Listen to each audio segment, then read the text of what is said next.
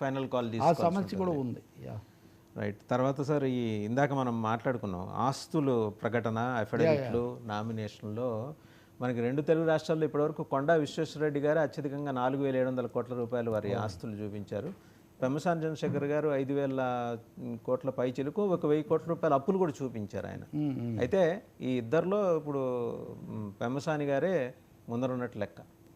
అదే కదా ఆయన అంటే ఓకే తెలుగు రాష్ట్రాలు రెండింటిలో ఆయన తెలుగు రాష్ట్రాల్లో ఓకే టేక్ క్రెడిట్. ఇప్పుడు అదే కదా ఎలక్ట్రల్ బాండ్స్లో కూడా తెలుగు వాళ్ళే ముందు భాగాన ఉన్నారు. నేను ఏదో కప్లెట్ కూడా రాశా.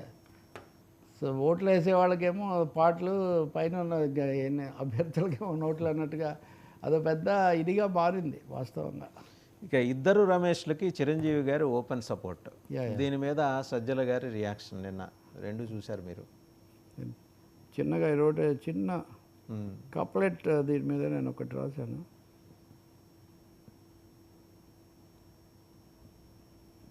ఒకరినొకరు మించేలా అభ్యర్థుల సంపద, పదవి పరుగు పందెంలో ధనస్వాముల సరదా, ఎన్నికలంటే ఇప్పుడు నోట్ల బావి ఊట, అర్హత ఒకటే కానీ లేనివాళ్లకు టాటా. అర్హత ఒకటే, మీరైనా నేనైనా ఎన్నికల్లో పోటీ చేయడానికి అర్హత కలిగి ఉన్నాం, కానీ మనకు టాటానే. ఎందుకంటే అక్కడ అది నోట్ల ఊట ఉంటే కానీ మీకు కుదరనటువంటి పరిస్థితి. సార్ మీరు అన్నదానికి చిరంజీవి గారు మద్దతు తెలపటం ఓకే. ఆయన కేంద్ర మంత్రిగా చేశారు, పార్టీ అధ్యక్షుడు, వ్యవస్థాపకుడు, తర్వాత చాలా కీలక నిర్ణయాలు తీసుకున్నారు. తప్పొప్పులు ఎవరో అంచనాలు వాళ్ళవి, కానీ ఆయన బహిరంగంగా వీళ్ళిద్దరికీ మద్దతు తెలపటం, అది కూడా వీళ్ళకి మాత్రమే కాకుండా అంతమంది పవన్కు విరాళం ఇచ్చి ఆ తర్వాత ఎన్డీఏ కలవటము, చంద్రబాబు బీజేపీ కలవటం చాలా మంచిది, వీళ్ళ వల్ల అభివృద్ధి చెందుతుంది అంటే ఒక రాజకీయ వైఖరి తీసుకున్నారు ఆయన, పొలిటికల్ స్టాండ్. సో అంటే ఇక ఆయన కాంగ్రెస్తో లేరు అనేది నిర్ధారించుకోవచ్చు. కాంగ్రెస్తో లేను అని దాదాపు అనేక రూపాల్లో నేను రాజకీయాలకు దూరంగా ఉన్నానని ఆయన చెప్తూ వచ్చారు, కానీ బీజేపీతో ఉన్నారు అన్నది ఇక్కడ కొత్తగా వచ్చినటువంటి ఒక ఎస్టాబ్లిష్మెంట్. పవన్ కళ్యాణ్ కూడా బీజేపీతోనే ఉన్నారు. అది అయిన తర్వాత మొన్న సీఎం రమేష్, ఆయనతో నేను కూడా ఒక ఇంటర్వ్యూలో అక్కడ చేశాను. ఆయన ఇంటర్వ్యూలో పాల్గొంటూ రామ్ చరణ్ను అమిత్ షాను కలపడానికి కూడా నేనే చొరవ తీసుకున్నాను అన్న పద్ధతిలో ఆయన చెప్తున్నారు. సో చిరంజీవి గారిని వచ్చి కలిసి ఆశీర్వాదాలు తీసుకొని దీన్ని ఒక చర్చనీయం చేసినటువంటి వ్యక్తి ఆయనే. రామ్ చరణ్ కూడా ఆయనే అంటున్నారు. కాబట్టి ఒక పెద్ద బీజేపీ అమిత్ షా కూడా సినిమా వాళ్ళతో బాగా దగ్గరగా ఉంటాడని ఒక పేరు. ఆయన కారణాలు వ్యక్తిగతం కావచ్చు, సంస్థాగతం కూడా కావచ్చు.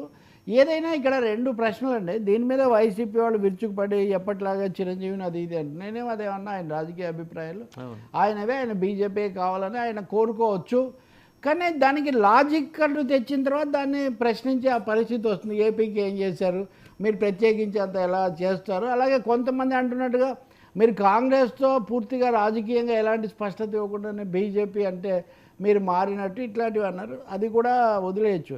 కానీ నా ప్రశ్న ఏంటంటే ఇప్పటి వరకు తామరాకు మీద నీటి బొట్టులాగా అందరికీ పెద్దలాగా ఉంటూ అలా వచ్చిన చిరంజీవి బయట పడి ఇది మంచిది, దీన్ని వస్తే అభివృద్ధి అవుతుంది అని చెప్పడంలో ఉద్దేశం ఏంటి?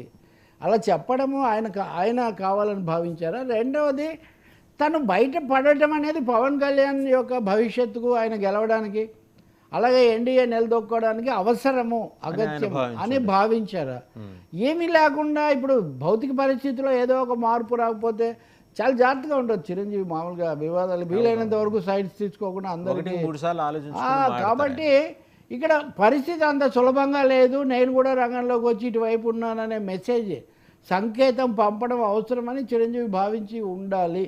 తమ్ముడికి 5 కోట్లు ఇస్తే ఓకే. ఇప్పుడు ఉదాహరణకు పవన్ కళ్యాణ్ పెట్టిన అఫిడవిట్లో కూడా వదిన దగ్గర 2 కోట్లు ఎంతో తీసుకున్నట్టుగా ఉంది. కుటుంబాల్లో అవన్నీ మామూలు. కాబట్టి పవన్ కళ్యాణ్కు విరాళం ఇవ్వటము, ఆశీర్వస్తులు ఇవ్వటం వేరు, ఎన్డీఏ తరఫున బాహాటంగా రంగంలోకి రావటం వేరు. ఒకటైతే చిరంజీవి భావించి ఉండాలి, తను ఇప్పటిలాగే. ఇప్పుడు ఉదాహరణకు కృష్ణుడు కూడా మహాభారతంలో ఊరక చూచుచుంటాను కానీ నేను ఆయుధమును ధరించే ఊరక అని చెప్పి యుద్ధం అంతా ఆయనే నడిపించాడు. కాబట్టి ఈయన కూడా ఉండాలనుకుంటే అలా ఉండేవాడు, కానీ అది కుదరదు. నేను రంగంలోకి దిగి మద్దతు ప్రకటించాలి, ఈ వైపు శిబిరం అంతా నా మద్దతు అవసరమని ఆయన భావించి ఉండాలి. That is a more serious political point అనుకుంటున్నాను. ఆయన అంటే కొంత క్లారిటీ ఇచ్చే ప్రయత్నం ఆయన చేస్తూ వస్తున్నారు. అవును, అంటే ఒక ఫేజ్ 1లో ఈ రకంగా, ఫేజ్ 2 ఇంకా ఉంది కదా 15-20 రోజులు టైం ఉంది కాబట్టి ఈ లోపల ఇంకా కొంత నువ్వు అగ్రెసివ్ ఎక్కడన్నా సభలో పాల్గొని తమ్ముడిని ఆశీర్వదించినా ఏం ఆశ్చర్యపోనవసరం లేదు. అందులో ఇంకా బాహటంగా ఎన్డీఏ వస్తేనే అభివృద్ధి అన్నారు కాబట్టి. అయితే ఇప్పుడు అన్నందుకే వ్యాఖ్యలు విమర్శలు. ఇప్పుడు మీరు నేను మామూలుగా మాట్లాడినంత వరకు ఒక విధంగా ఉంటుంది. ఇప్పుడు చాలామంది మన చర్చలకు వచ్చేవాళ్ళు వాళ్ళలో 90% ఇప్పుడు చాలామంది అధికార పార్టీలకు అధికార ప్రతినిధులు అయిపోయారు. నాకు నిజంగా రాజకీయ అభిప్రాయాలు ఉన్నా నేను వీలైనంత వరకు మాట్లాడినవి జనరల్గా అందరూ మాట్లాడదగినవే నేను మాట్లాడుతూ ఉంటాను. కానీ ఇక్కడ చిరంజీవి కూడా ఇప్పటివరకు అలాంటి పొజిషన్ మెయింటైన్ చేశారు. ఇప్పుడు ఆయన టోటల్గా ఎన్డీఏ పక్షం తీసుకున్నారు. మరి ఇప్పుడు ఆయన ఒకసారి తీసుకున్న తర్వాత ఆయన సభకు వెళ్ళినా వెళ్ళకపోయినా అటే లెక్కేస్తారు. సో మీరు అడిగిన దానికి ఆయన రంగంలోకి వచ్చే అవకాశం, ఏదో ఒక సభలో ఆశీర్వదించి శుభాకాంక్షలు చెప్పే అవకాశం ఉంది. అందులో సినిమా వాళ్ళు ఆ పని చేస్తుంటారు. ఏమంటారంటే ఈ అభ్యర్థి నాకు ఇష్టం. ఇప్పుడు బ్రహ్మానందం కర్ణాటక వెళ్ళి అక్కడ ఎవరికో ప్రచారం చేశారు. నాకు అభ్యర్థి ఇష్టం కాబట్టి నేను వెళ్ళాను, ఇంకోటి ఏమీ కాదంటారు. ఇంకొక ఒక ఆమె ఉంది, ఎక్కువగా సోషల్ మీడియాలో ఉంటారు, ఆమె అనసూయ.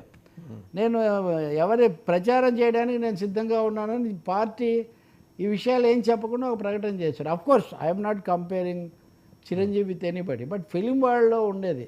ఇక్కడ కీలకమైన మూడో అంశం ఏంటంటే, అంటే బంధుత్వము రాజకీయం మనం చర్చించాము. మూడోది సినిమా పరిశ్రమ ఏంటి? సినిమా పరిశ్రమకు సంబంధించి నాదొక అబ్జర్వేషన్ సార్.